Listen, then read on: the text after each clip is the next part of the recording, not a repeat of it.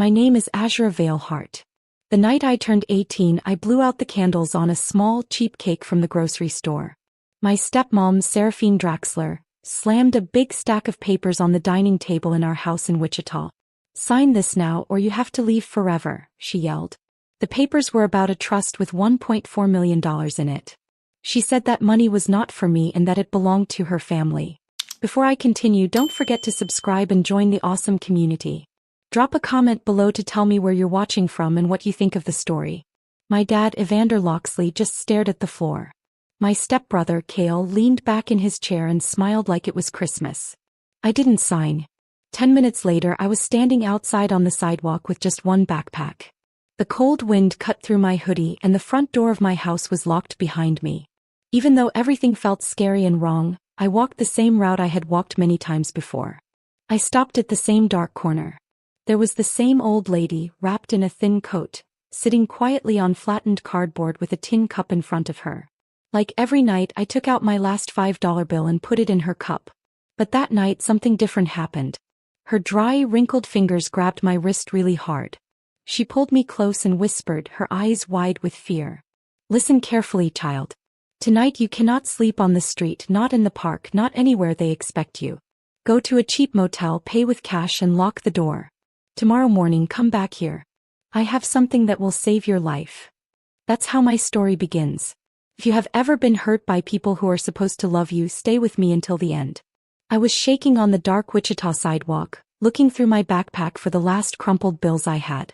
$127. That was all I had earned from washing dishes at the diner all summer. That was everything I owned in the world. The wind was freezing, making it feel even colder than -7 degrees Celsius. My hoodie was thin and the cold cut right through it, making my teeth chatter. I walked east on Kellogg Street, hugging my backpack tightly against my chest. My boots scraped against the cracked pavement. I felt small and lonely, like the whole world had turned its back on me. Then I saw a flickering pink neon sign. "Starlight Motel vacancy." My heart jumped. I pushed open the heavy glass door. The clerk barely looked up from his phone as I slid $38 across the counter. "Cash only, no ID, no questions," he mumbled. I nodded quickly. Room 12 smelled like old smoke and bleach, but the deadbolt worked and the window locked. I kept my boots on, curled up under the thin blanket, still wearing my coat, and cried until I had no tears left. I cried for my dad who did nothing, for Cale who laughed, for Seraphine who wanted to take everything, and for the world that felt so cruel. The next morning I went straight back to the corner. Mrs. Isolde was already sitting there, coat pulled tight against the cold. She looked at me with kind but serious eyes. "You knew something was coming that night," I said, my voice trembling. She looked at me carefully and nodded. "Call me Mrs. Isolde Marinhart. I've been watching out for you, child. The people in that house want you gone. They will not stop." I told her everything. About the trust, about how Seraphine waved the old papers around and screamed that the money should stay in the family, about how my dad didn't stop her. Mrs. Isolde listened without saying a word. She nodded slowly, like she had heard this story many times before. That afternoon I walked into the 24-hour Quick Trips store near the park. I begged the manager for any job he had. He hired me on the spot as an overnight cashier. $10 an hour, cash, no paperwork. I didn't even have to fill out forms. I was shaking with relief. Finally, a way to survive. At first I wouldn't get real money for 2 weeks, but I needed something immediately. The nights became a routine. I clocked in at 11 p.m., mopped the floors, stocked shelves, rang up truckers and club kids, and worked until 7 a.m. My hands were sore and my back ached, but I kept going. I ate 99-cent noodles and day-old donuts from the discounted rack. Every night I saved $5 or $10 in a small folded bill hidden at the bottom of my backpack. In the morning I walked back to the corner and put it in Mrs. Isolde's cup. She never asked where it came from. She just pressed my cold fingers between her dry ones and said, "Thank you." Her words made me feel warm inside, even if my toes were frozen. Some nights, a strong chemical smell came from the park, like someone spilled a lot of gasoline. I told myself it was just from the station across the street. I was too tired to think more about it. I didn't have time to think about danger. I just had to survive. Then one morning, after working a double shift because someone didn't show up, I cut through the park as usual. My stomach dropped. Yellow tape blocked all the entrances. Fire trucks were gone, but the smell of gasoline and burned plastic was everywhere. The benches I had slept on when I didn't have motel money were blackened and twisted. The exact corner where I hid my backpack was now just ashes. 2 investigators were taking samples from a burned plastic bottle with a rag in the neck. One of them said, "We have 2 clear pore patterns and a shoe print in the damp grass." I couldn't breathe. Someone had made sure I had nowhere left to sleep. I slowed my steps as red and blue lights flashed on the burned benches. 2 fire investigators in navy jackets were scraping soot into jars while another officer photographed a half-melted water bottle. The air smelled like gasoline and burned plastic. My eyes watered from the smoke. A silver Honda screeched to the curb. Leora Solen jumped out wearing her diner apron, eyes wide. "Azra, I've been driving these streets every morning looking for you," she said. She reached for me. I stepped back. "I'm handling it," I said. "You call this handling it?" she asked, waving at the destruction. "Get in the car. You're coming home with me." I shook my head. "I can't pull you into whatever this is," she said. He wanted to argue, but I walked away. That evening, after wiping counters and restocking energy drinks until my fingers smelled like cleaner, I went back to the corner. Mrs. Isolde was already there. The coat pulled tight. I crouched beside her. "You knew something was coming the night I got kicked out," I said. She patted the cardboard beside her. "Sit," she said. I sat down. She kept her voice very low. "3 weeks ago I saw the same kid circling this block almost every night. Expensive sneakers, nice jacket, never dropped a penny. Just watched you count your money, watched where you walked. I've seen that look before. It's the look of someone planning something bad." She reached inside her layers and pressed a tiny black USB drive into my hand. She also gave me a folded scrap of paper. It had 2 words written in shaky letters. "Watch alone."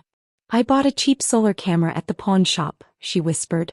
"I mounted it on the lamppost across the street. It's been recording ever since I first saw him. Whatever's on that drive, look at it by yourself first. Then decide what needs to be done." I held the drive tight. My hands shook. "Why risk this for me?" I asked. 20 years ago, my own son decided I was worth more dead than alive. Nobody stood up for me then. "I'm too old to fight now, but I can give you the weapon," she said. Back in room 12, I locked the door, dragged the dresser in front of it and plugged the drive into the old laptop. One file. I clicked play.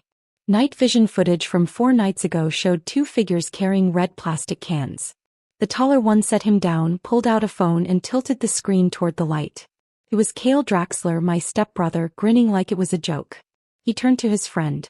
"We finish this before Friday. She signs at the bank next week and that money's locked to her forever. No second chances after that." His friend laughed, unscrewed the cap and started splashing liquid over every bench I rotated between. Cale joined in, making sure the exact corner where I hid my backpack was completely soaked. He looked straight into his phone and said, "One less problem." I watched it 3 times, my heart hammering so loud I thought everyone could hear. Every second was proof. Every word was a death sentence. I sat frozen on the edge of the motel bed, hands shaking so hard the empty cup slipped from my fingers and cracked on the tile floor. The clip was still running. I dragged the progress bar back to the exact second Cale tilted his phone toward the streetlight. The name at the top of the text thread glowed bright.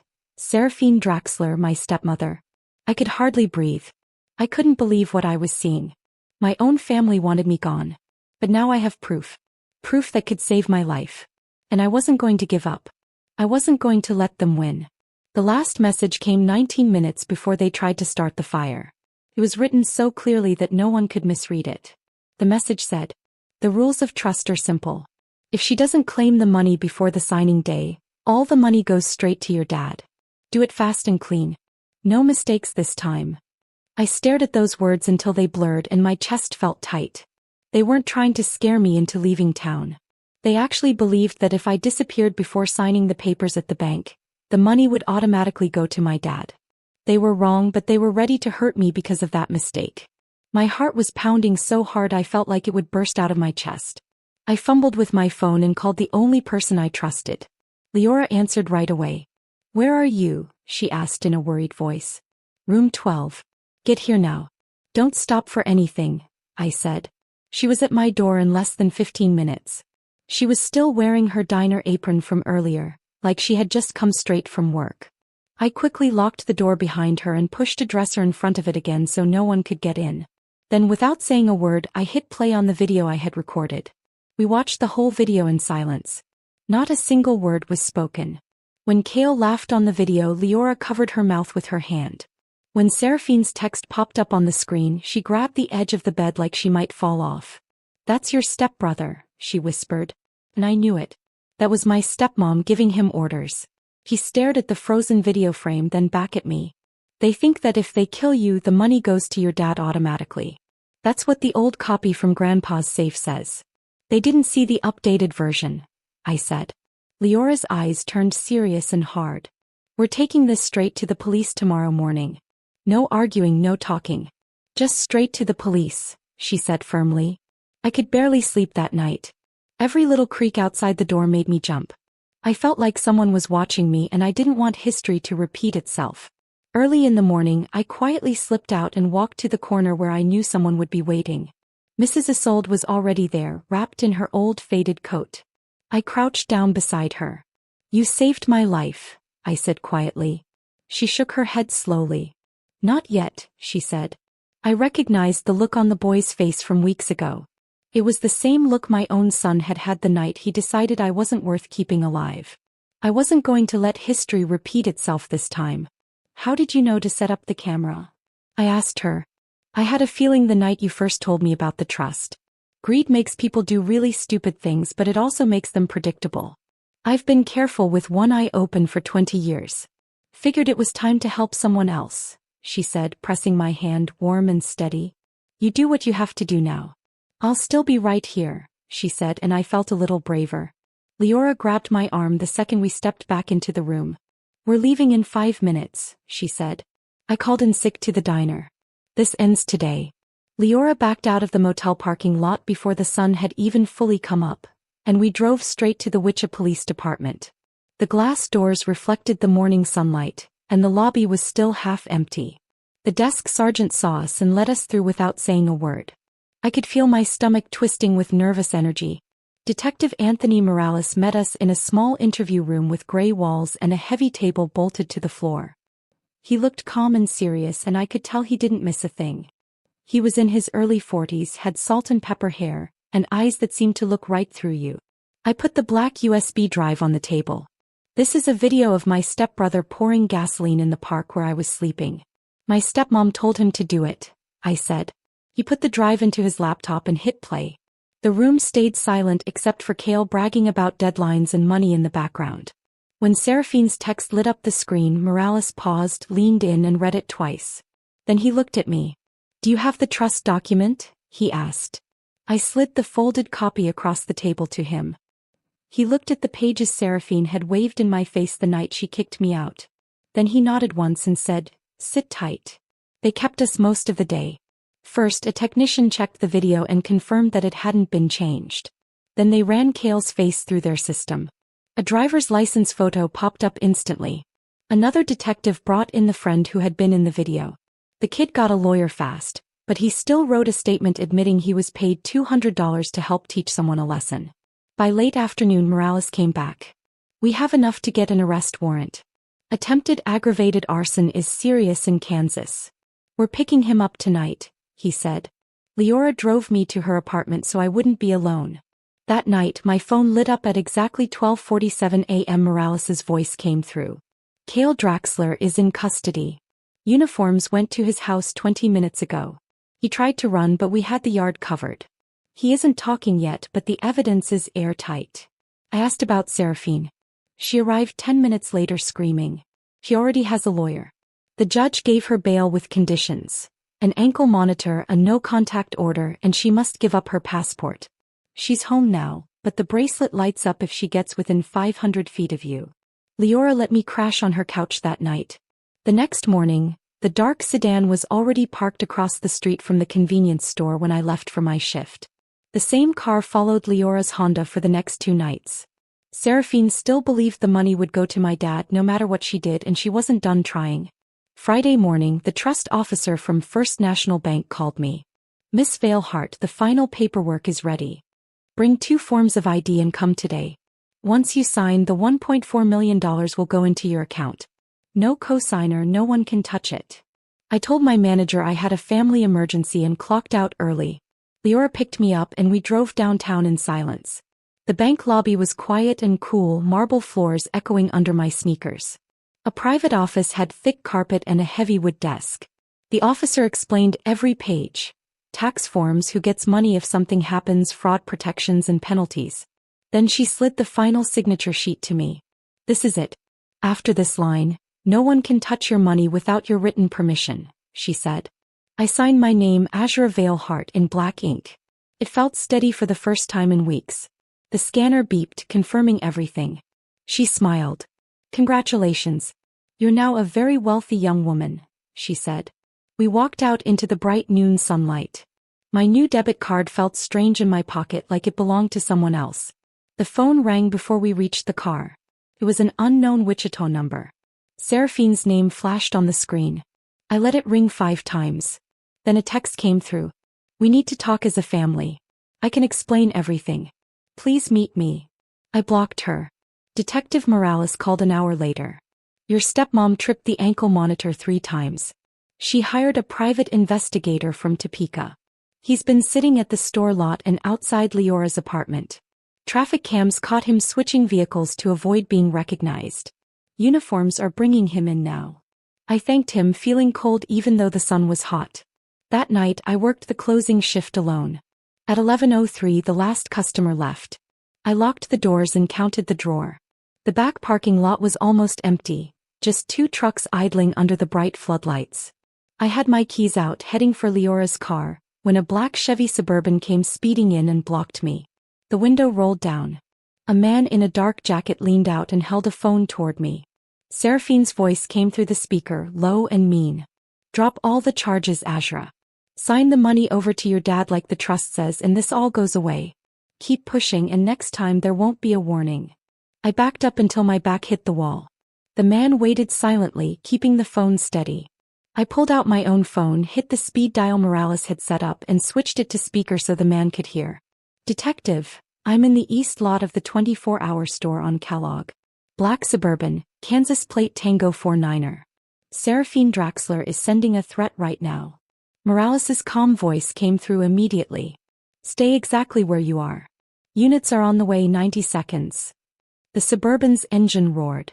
Its tires smoked as it reversed hard, clipped a dumpster and then disappeared toward the on-ramp. I stayed pressed against the wall, heart still racing, but I knew I was safe. Morales and the police were coming fast, and finally, for the first time in weeks, I felt a little relief. I stood under the buzzing light that made my ears feel like they were pounding. The trouble had just gotten much bigger. Sirens split the quiet night even before the big car made it to the highway. 3 plain-looking cars and 2 police cars surrounded it at the highway exit. The driver tried to jump over the divider, but a police officer tackled him right onto the ground before he got very far. Inside the car, they found a phone that was still warm from Seraphine's call. There was also a paper from Google Maps with a convenience store circled in red marker, an envelope with $5,000 in $100 bills wrapped with a rubber band, and a handwritten note that said, "Final warning. No mistakes." Everything was meant to scare me and stop me from going to the police. Leora and I got to the police station just after 2 a.m. to tell them everything that had happened. By the time the sun came up, the driver had already confessed. He said my stepmother had contacted him 2 days earlier. She had told him to scare me and make me drop all the charges. He even gave the police the text messages from Seraphine that told him exactly what to say. The judge canceled Seraphine's bail at 3:17 a.m. That meant she could not get out of jail while waiting for her trial. Police officers went to our house on North Woodlawn before the street lights even went off. This time she didn't have a fancy lawyer to help her. Seraphine was put in an orange jumpsuit and taken straight to Sedgwick County Jail. The parent prosecutor added more charges for trying to scare witnesses and for making threats to hurt me. All the bank accounts she shared with my father were frozen by noon, which meant she could not use any of that money anymore. Alan came to the property the same afternoon. Evander Loxley showed up at the Starlight Motel 36 hours later. He looked terrible, like he hadn't slept for days. His shirt was untucked, his eyes were red, and his hands were shaking. The night clerk called my room. I almost told him to send my father away. But I didn't. I walked down to meet him.